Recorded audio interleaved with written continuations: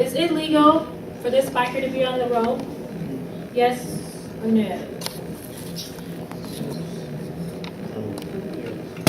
Where else would it be? Did you say where else would it be? Yeah, where else would it be? Because there is no shoulder really. Okay, well, that's a good point. Just remember, you all should remember that bikes are allowed to be on our roadways, except for freeways. So it doesn't matter if, there's space past that white line, they are allowed to be there. And we, as drivers, have to make sure that we are being safe when we are around them. They are responsible to follow the laws just like we do. So if there's a stop sign, they're supposed to stop. However, you have to expect the unexpected. You have to expect them not to stop and know how to react just in case they do, even if you have the right of way. Do they have to obey speed limits? Probably. It'd be dangerous for them to be flowing faster than everyone else.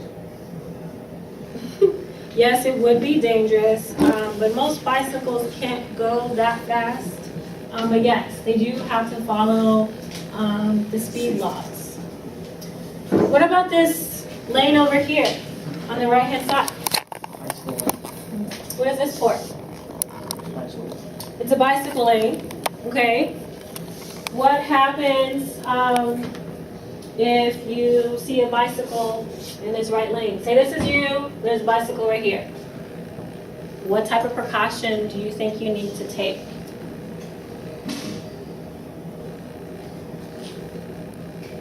So when you're passing a vehicle on the road, remember the vehicle talked about making sure that you are aware and that you're giving 3 feet, you're at least 3 feet away from them. So if you don't have to turn up here, you could, use your smog and move over to the other lane to give them space so that they're safe. Give them that extra cushion. It also is going to, you also make sure the reason why you're giving them space, it takes them, I don't want to say it takes them longer to react, but you want to allow them more time to react to situations. Maybe there's something in the middle of the road. Maybe there is a big gigantic pothole up there, okay? They have to maneuver their way around that, and if they have that space cushion that we're required to give them, they can navigate around that, all right? Is it legal for you to drive in this lane?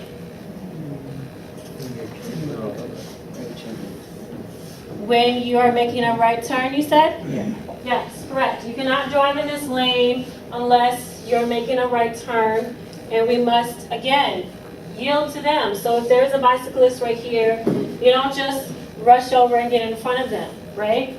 We allow them the space, we allow them to go past, and we can use the lane when they're done.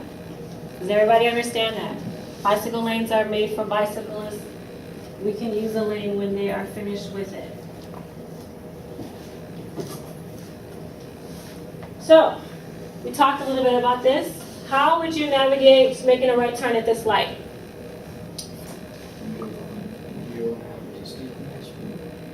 Huh? What did you say? Well, unless he clears it in time, I would just take the next turn. You would just take the next turn, meaning you would go up a street? Or slow down if there was no one behind me. Okay. What should you...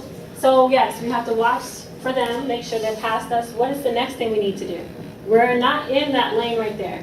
So what do we need to do to make this turn correctly, legally? Turn into the bicycle lane? Yes, you want to change lanes, so you want to smog over, use your signals, right? Get in the turn lane, and then once it's clear, meaning the bicyclists and any other traffic, maybe even some pedestrians, then you can make your right turn, right? Even if you have the green light. Does anyone have any questions about this? You okay? Are you okay? All right. You guys look really mad. You guys had a long weekend. This should not be torture for you. Okay. So, Here's a picture of kind of the same situation where you have this blue car right here is making a right turn, and there is a bicyclist right here. This is incorrect. You always want to be turning from this lane. So you would want to be over way before you get to the intersection. I don't want to see any of you guys jumping over from this lane to this lane right at the intersection, okay? Think ahead.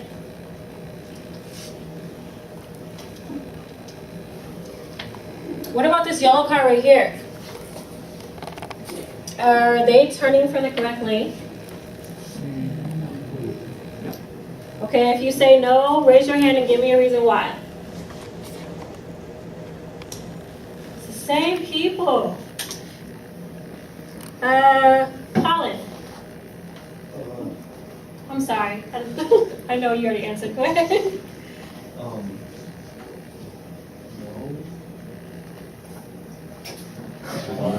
You don't know why it's wrong? Oh, why is I'm sorry. So, everybody said that he is making this turn, this yellow car right here is making a turn incorrectly. Can you tell me why it's incorrect? bicyclists haven't cleared the lane yet? Because the bicyclists haven't cleared the lane Not out yet. of the way yet. You mean these people right here? Yeah, the ones that are on the shape. Okay, technically that's not the bike lane, but I can see your points. He would still need to yield to these bicyclists right here, but what's an obvious reason? Why is this turn wrong? He's not in the bike lane. He's not in the bike lane. Or, in other words, he's not in the lane closest to the curb, right? When we're making our right-hand turns, we have to be in the lane closest to the curb, right? Okay. Sharing the road with mopeds. These are fun. Not really. For those of you who don't know, mopeds, they're motorized bicycles, basically. They're really small. They cannot go faster than 30 miles per hour, so they're really, really slow. You want to keep that in mind. You cannot ride them on sidewalks, freeways. Huh? I said I want to get my moped safety anyway.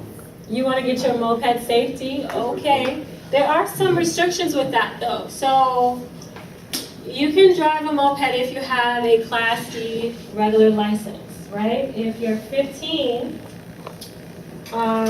you can get a moped safety. Are you listening? Mhm. You said you wanted to get a permit, right? So you got to pay attention. You must be 15, and you must have the moped safety course like you would for this. You would have to pass a permit test. Once you get your permit, then you can drive. However, the catch is it's only 1 mile within your home What? if you're 15. Okay, so don't think that you could just get one of these things and just drive across town. You cannot, okay? Keep in mind that they are smaller than your car, right? They're going to be in your blind spots. They have less protection than we do, so you want to take extra careful when you see one. Same thing with bicyclists. They respond differently, just like bicyclists, in like snow, ice, rain. Give them that extra following distance, just like with anything that's hazardous to us. They can be electric or gas. What about auto cycles? Does anyone know what an auto cycle is? Never knew they were called that, but I've seen them on the road. You didn't know what they were called, but you've seen them. Okay. Slingshot. Slingshots? It's called. Yes. So what are some of the things that they have in common? This is an auto cycle. How is everybody seated? How are they sitting? Open.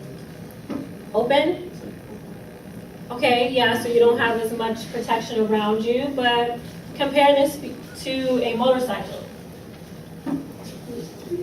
Motorcycles, people, you're straddled on the bicycle. Here they are seated, yes, and usually an auto cycle has 3 wheels. You see that? Okay? They have steering wheels just like a car, and they have auto anti-lock brakes, basically. To have one of these, you still have to have a valid driver's license. Class E, okay? You do not need a motorcycle endorsement. However, the vehicle must be titled, must be registered with the state, and you have to have insurance on it. It's just like any other vehicle, okay? You cannot use this as a road test, on a road test. I know how fun it would be, but you can't use it to test, okay? Does anyone have any questions about motorcycles? You guys look so bored. Okay. What about NEVs? These things are probably like the bane of my existence when you're driving bigger vehicles. As I told you, I trained, which meant that I also drove big vehicles. I drove a school bus for 5 years. School buses are very, very big. You can see, I think the biggest bus I drove was 71 passenger. These little things right here, I cannot stand those things. Now, they're not bad per se, however, they're very, very small. Very, very small. They can only go 20 to 25 miles per hour, and they're not supposed to be on roads that go 35 miles an hour or less. But sometimes they're out there, and they're not supposed to be there. And guess what? I have to yield to them, just like you. So if you see these guys, make sure that you are yielding to them and understanding that they can't go that fast. So the best thing for you to do is to pass them safely and keep moving. Remember, they have to be titled, have to have proper registration, and they must be insured. You have to have a valid license to operate one of these vehicles, and you cannot use it on your road test. It would be easy, though, to do parallel parking in it, but you don't want to use it. Motorcycles. Motorcycles is one of those things that can be kind of touchy for some people. I know a few people who have lost someone in a motorcycle crash. In 2015, there were 646 motorcycle accidents, okay? In those crashes, 28 motorcyclists were injured or killed, and 556 of them were injured. What does those numbers tell you if you think about it? 646 crashes, 556 of those people were injured, and 28 of those people were killed. What does that tell you? Yes. The ones that were injured were using like safety helmets and stuff. The ones that were injured were using safety helmets? Yeah, like probably they did not have safety helmets, or they were making a big crash.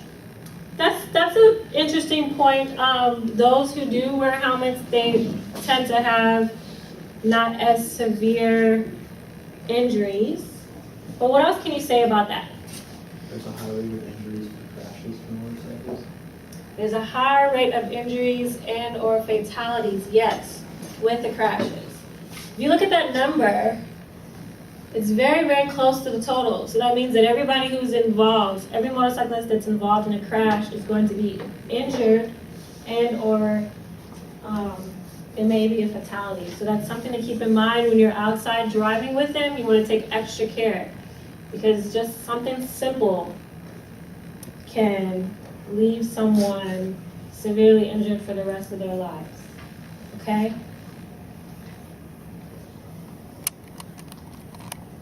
You may also